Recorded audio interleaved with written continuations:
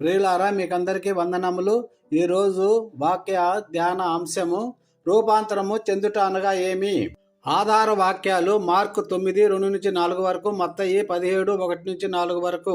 ప్రియ సహోదర సహోదరులారా, మన క్రైస్తవ జీవితం మార్పుల జీవితం.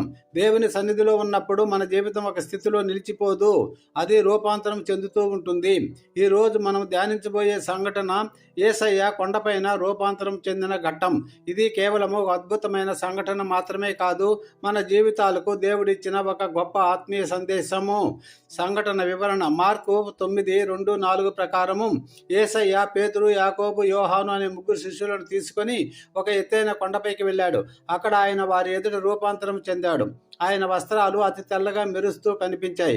అక్కడ మోషే మరియు ఏలియా యేసుతో మాట్లాడుతున్నారు. ఇక్కడ మనము గమనించవలసింది ఏమిటంటే, యేసయ్య మారిపోయాడు అని కాదు, తనలో ఉన్న మహిమను వారికి కనుపరిచాడు. రూపాంతరం అనగా ఏమి? బైబిల్లో రూపాంతరం అనే మాటకు అర్థము లోపల ఉన్న నిజ స్వరూపము బయల్పడము.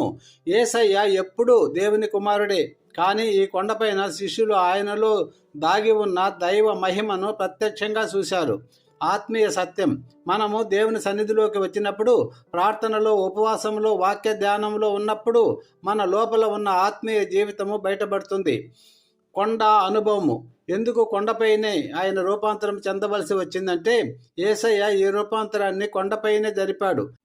కొండ అనేది జనసమూహం లేని స్థలము, నిశ్శబ్దంగా ఉన్న స్థలము, దేవునితో ఒంటరిగా గడిపే స్థలము.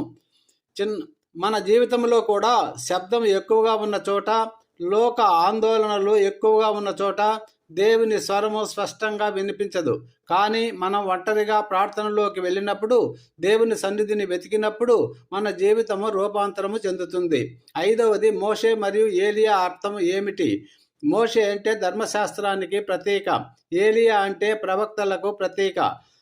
ధర్మశాస్త్రము మరియు ప్రవక్తలు యేసయ్యలోనే నెరవేరాయి. ఆత్మీయ బోధ.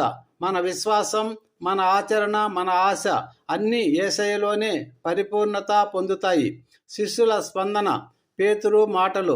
పేతురు అన్నాడు, ప్రభు, ఇక్కడ ఉండటం మంచిది, 3 గుడారాలు కట్టుదాం.